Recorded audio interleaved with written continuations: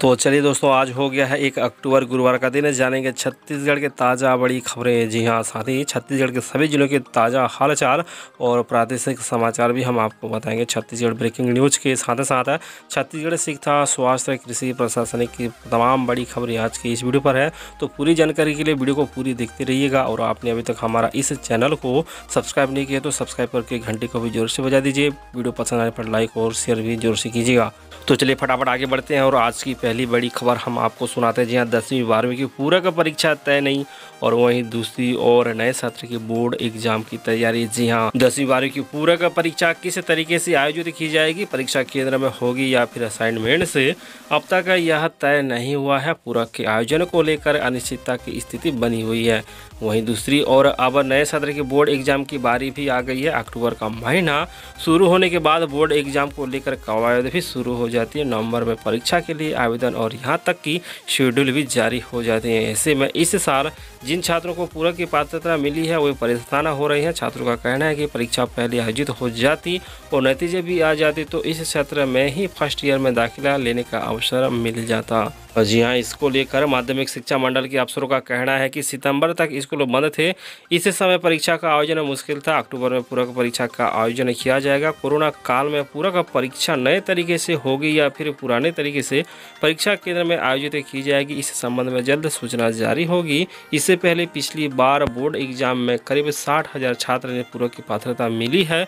वहीं दूसरी ओर board exam में करीब 1 लाख छात्र फेल हुए हैं। तो वहीं दूसरी ओर बड़ी खबर, जी हाँ, छत्तीसगढ़ सरकार ला सकता है कृषि पर नया कानून, जल्द बुलाया जा सकता है विधानसभा का सत्र। जी हाँ, संसद में नए कृषि कानून पारित होने के बाद इस कानून का विरोध शुरू है।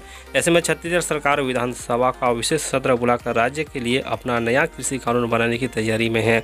गृह मंत्री ताम्रध्वज साहू ने इसके संकेत दिए हैं। जी हाँ, गृह मंत्री ने कहा, आवश्यकता पड़ने पर विधानसभा का सत्र बुलाने पर सरकार विचार करेगी। मुख्यमंत्री ने विभागीय अफसरों के साथ नए कानून पर चर्चा के लिए कहा है। मुख्यमंत्री लगातार मंत्रियों, विधायकों, संगठनों के पदाधिकारियों से चर्चा कर रहे हैं। उन्होंने कहा कि छत्तीसगढ़ के किसानों के साथ अन्याय नहीं होने दिया जाएगा। जी हाँ, बता दें कि केंद्र के नए कानून पर राज्य सरकार समेत कांग्रेस पार्टी के किसानों के लिए नुकसानदायक बताया है।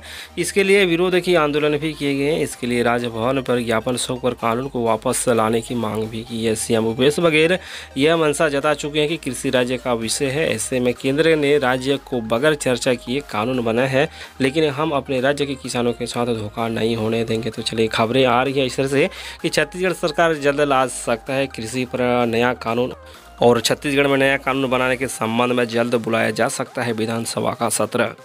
हाँ, तो चलिए आगे बढ़ते हैं। दूसरी और बड़ी खबर आ रही है। जी हाँ, अगर आपका भी बैंक में खाते हैं तो ये वीडियो जरूर से आप देखिए, पूरे विस्तार से समझिएगा। आज से बदल जाएंगे बैंक के कई नियम, आम जनता को पड़ेगा भारी असर, जानिए विस्तार से। तो चलिए दोस्तों, खबरों के अनुसार बढ़ते कोरोना वायरस की मुसीबत के बीच अब अक्टूबर की शुरुआत से ही आम जीवन में रोज़मर्रा की चीज़ों बदलने वाली है।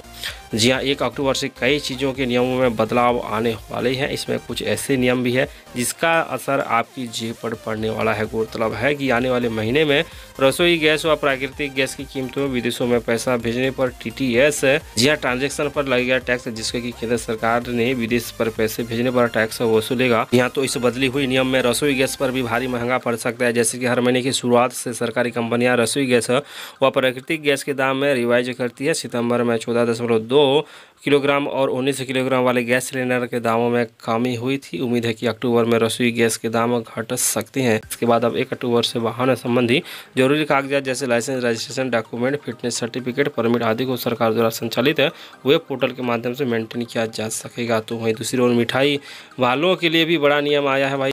तो हाँ, तो चलिए 1 अक्टूबर की इस बड़ी अपडेट के बाद चलिए चलते हैं अगली बड़ी खबर की ओर। हाँ, तो चलिए आगे बढ़ते हैं। छत्तीसगढ़ लेटेस्ट कोरोना अपडेट हम आपको बता के चलते हैं। जी हाँ, एक ही दिन में 2197 नए मरीज और कुल 1,10,655 संक्रमितों की संख्या। जी हाँ, छत्तीसगढ़ में कोरोना का ग्राफ तेजी से बढ़ रहा है। रोजाना प्रदेश के अलग अलग जिलों में नए संक्रमितों की पुष्टि हो रही है। वहीं मौत के आंकड़े में भी तेजी से इजाफा हो रहा है। यानी कि इस बीच स्वास्थ्य विभाग ने मेडिकल बुलेटिन जारी कर प्रदेश में कोरोना की स्थिति को लेकर जानकारी दी है। जी हाँ, जारी बुलेटिन के अनुसार प्रदेश में आज कुल 2197 नए मरीज सामने आए हैं और 3095 लोग डिस्चार्ज हुए हैं। वहीं आज 14 और कोरोना संक्रमितों की मौत हुई है। मिली जानकारी के अनुसार प्रदेश में अब तक सामने आए कुल 1,10,655 संक्रमित मरीजों की पुष्टि हुई है। इनमें से 78,514 मरीज स्वस्थ होकर अपने घर लौट चुके हैं और 916 लोगों की मृत्यु हो चुकी है। वहीं 31,225 मरीज का उपचार जारी है। हाँ, तो चलिए आगे बढ़ते हैं। पंडित सुंदरलाल ओपन यूनिवर्सिटी की ओर से बड़ी खबर। जी हाँ, एडमिशन की तारीखें बढ़ी, अब 31 अक्टूबर तक ऑनलाइन कर सकते हैं आवेदन। जी हाँ, पंडित सुंदरलाल शर्मा मुक्त विश्वविद्यालय छत्तीसगढ़ बिलासपुर में अपने विभिन्न पाठ्यक्रमों में प्रवेश की अंतिम तिथि अब 31 अक्टूबर तक बढ़ा दी है। कोरोना संक्रमण के कारण यूजीसी और से बढ़ाई गई इस तिथि के बाद अब प्रवेश न ले सकने वाले विद्यार्थी को राहत मिली है। क्षेत्रीय केंद्र समन्वयक डॉक्टर DN शर्मा ने बताया कि प्रदेश के कई जिलों में पूर्ण लॉकडाउन के कारण बंद अध्ययन केंद्रों, form service centre, internet cafe आदि के कारण हजार छात्र प्रवेश से वंचित हो रहे थे। केंद्रीय समन्वयक ने बताया कि प्रवेश केवल ऑनलाइन ही होगा। प्रवेश शुल्क भी ऑनलाइन ही सीधे विश्वविद्यालय के खाते में जमा करना होगा। जो कि छात्र किसी कारण आवेदन नहीं कर पाए हैं उनके लिए यह सुनहरा मौका है। ऑनलाइन आवेदन से संबंधित कोर्स एडमिशन फीस और कोर्स की अवधि पूरी की जाने की जानकारी दी गई है। तो चलिए, इस तरह से आ रही है बड़ी खबरें। जी हाँ, पंडित सुंदरलाल ओपन यूनिवर्सिटी की ओर से जहाँ पर एडमिशन की जो तारीख है उसको बढ़ा दी गई है। अब 31 अक्टूबर तक छात्र कर सकते हैं ऑनलाइन एडमिशन। चलिए दोस्तों, इस तरह से आप देख रहे हैं ईट छत्तीसगढ़ यूट्यूब चैनल के माध्यम से 1 अक्टूबर छत्तीसगढ़ की प्रमुख बड़ी खबरें। अगर आपने अभी तक हमारे इस वीडियो को लाइक नहीं किया तो एक लाइक जरूर से कीजिए और चैनल को सब्सक्राइब जरूर से कीजिएगा। दूसरी बड़ी खबर, जी हाँ, धमतरी व दुर्ग भी हुए अनलॉक। आज से सभी दुकानें रात 8 बजे तक। राजधानी रायपुर बिलासपुर के बाद अब दुर्ग और धमतरी जिला भी अनलॉक हो जाएगा। आज यानी कि 1 अक्टूबर से सभी दुकानें रात 8 बजे तक खुल सकेगी। हालांकि इस दौरान दुकानदारों और ग्राहकों को कोरोना संक्रमण के बचाव के नियमों का पालन करना होगा। लापरवाही होने पर जिला प्रशासन ने सख्त कार्रवाई की चेतावनी दी है। जी हाँ, बढ़ते कोरोना मामलों को देखते हुए दुर्ग कलेक्टर लॉकडाउन लागू किया था, जैसे कि जो कि आज खत्म हो रहा है। वही लॉकडाउन को आगे बढ़ाया जाएगा या नहीं, इसे लेकर व्यापारियों के साथ बैठकर लॉकडाउन नहीं बढ़ने का फैसला लिया गया है। इस फैसले के बाद कलेक्टर ने सभी दुकानों को खोलने की अनुमति दी है। जी हाँ, वहीं अब सभी दुकानें रात 8 बजे तक ही खुलेगी। पेट्रोल पंप, मेडिकल स्टोर निर्धारित समय तक चालू रहेंगे। सभी परिवहन सेवाएं चालू होगी। वहीं संक्रमण को बचाव के लिए नियमों का पालन करना होगा। पालन नहीं करने पर तय जुर्माना किया गया है। चलिए आगे, धमतरी में भी अंतिम दिन कलेक्टर ने लॉकडाउन नहीं लगाने का निर्णय लिया है। 1 अक्टूबर से गुमस्ता एक्ट के तहत रोजाना की सभी तरह से दुकानें जो है खुली रहेगी। बाकी जो नियम है उसको पालन करना जरूरी होगा। तो चलिए आगे बढ़ते हैं। वहीं दूसरी ओर बिलासपुर से आ रही है खबरें। जी हाँ, सर्दी, खांसी व बुखार के मरीज भटक रहे हैं, नहीं कर रहा है निजी अस्पताल भर्ती। जी हाँ, कोरोना संक्रमण का साइड इफेक्ट अब अन्य बीमारी पर दिखने लगा है। निजी चिकित्सक सामान्य बीमारी के मरीजों को अस्पताल में भर्ती नहीं कर रहे हैं। जी हाँ, सर्दी, खांसी व बुखार के मरीज तो जाँच और इलाज कराने से निजी अस्पताल के चक्कर ही काट रहे हैं। डॉक्टर सर्दी बुखार का नाम सुनते ही मरीजों को गोइड से ही लौटा रहे हैं। जी हाँ, स्वास्थ्य विभाग द्वारा 5 लोगों की टीम बनाई गई है जो इन शिकायतों पर निवारण करेंगे, लेकिन लगातार शिकायत के बाद भी कोई कार्रवाई नहीं की जा रही है। जिले में 250 से अधिक निजी चिकित्सक OPD चलाते हैं, जहां हजारों मरीज इलाज के लिए पहुंच रहे हैं। वायरल इन्फेक्शन से ग्रसित मरीज सर्दी खांसी की शिकायत बताते हैं तो उन्हें OPD से लौटा दिया जाता है। ऐसे में अब मरीज जाँच के लिए भटक रहे हैं। कोरोना के डर से सरकारी अस्पताल जाना नहीं चाहते हैं। तो वहीं दूसरी ओर कुछ ही दिनों पहले निजी चिकित्सकों ने बैठक लेकर जिला प्रशासन ने कोविड के साथ ही सामान्य बीमारी के मरीज के इलाज को लेकर चिंता व्यक्त की थी, लेकिन इसके बाद भी जिले की स्वास्थ्य व्यवस्था सुधर नहीं पाई है। इसके चलते अब जिले में सर्दी खांसी सहित अन्य सामान्य बीमारी से पीड़ित मरीज को भी अस्पताल का चक्कर काटना पड़ रहा है। तो आ रही है बिलासपुर से खबरें। दूसरी ओर 1 अक्टूबर में और एक नया नियम। जी हाँ, मिठाई को लेकर अब दुकानदार नहीं बेच पाएंगे मिठाई। बेचने से पहले दिखाना होगा मिठाई का एक्सपायरी डेट।